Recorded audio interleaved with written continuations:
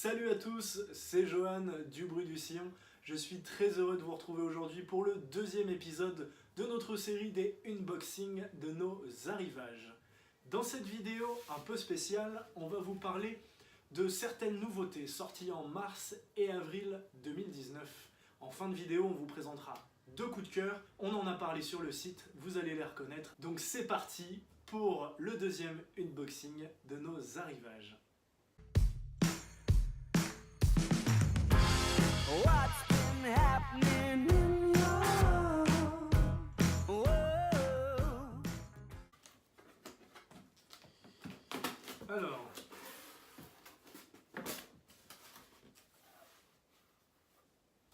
et on commence avec un Américain de 47 ans et c'est Craig Finn avec son tout nouvel album I Need a New War. Craig Finn, c'est un fourre-tout de rock. Il oscille entre rock alternatif et post-punk. Son dernier album était sorti en 2017 et je vous conseille d'aller vous plonger dans la discographie de cet artiste. Ses prestations scéniques sont très sobres, il laisse vraiment place uniquement au son et c'est très plaisant. Moi j'avais adoré son album précédent, donc voilà, c'est le 4e album solo de Craig Finn et je vous invite à le découvrir parce que ça fait plaisir.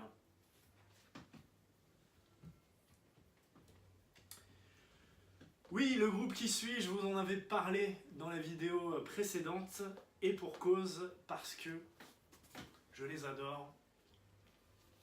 Foxygen avec le tout nouvel album Seeing Other People. Donc Foxygen, on ne les présente plus. Rock classique des années 70-80.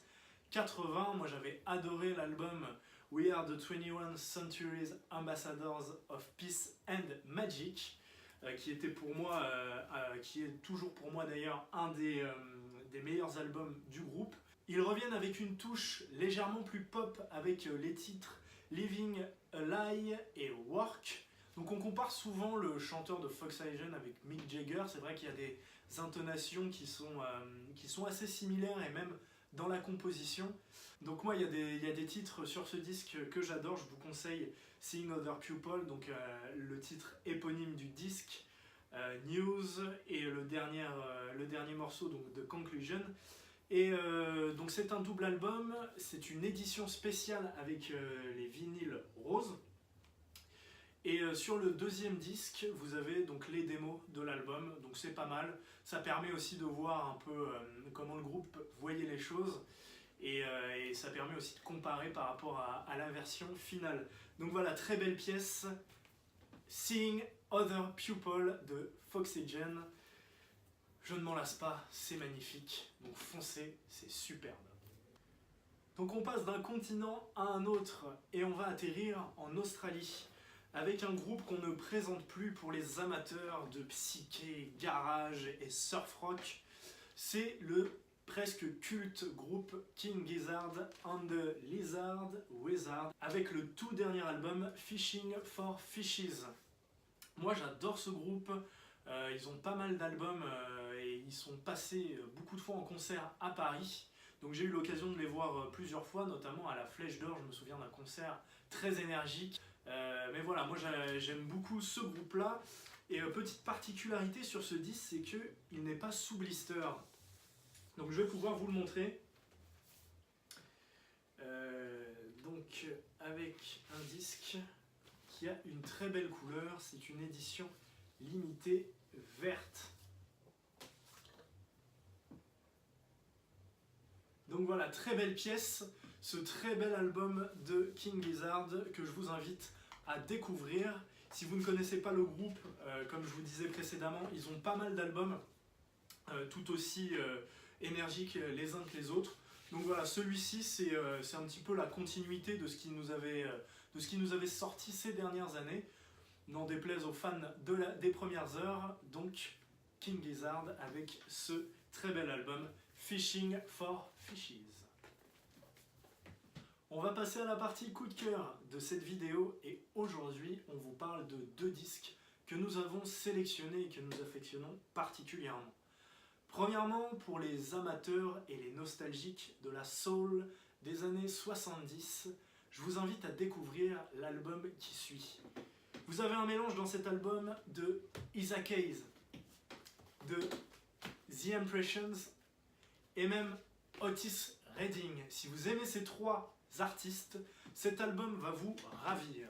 Il s'agit du groupe d'Américains Duran Jones and the Indications avec ce superbe album American Love Call.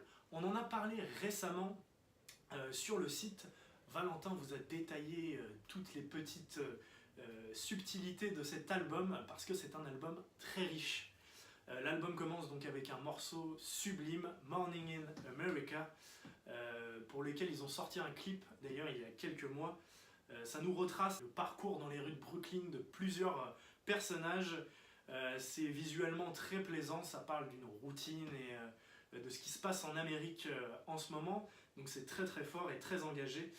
Vous avez des morceaux aussi sublimes comme Walk Away et True Love que moi j'adore.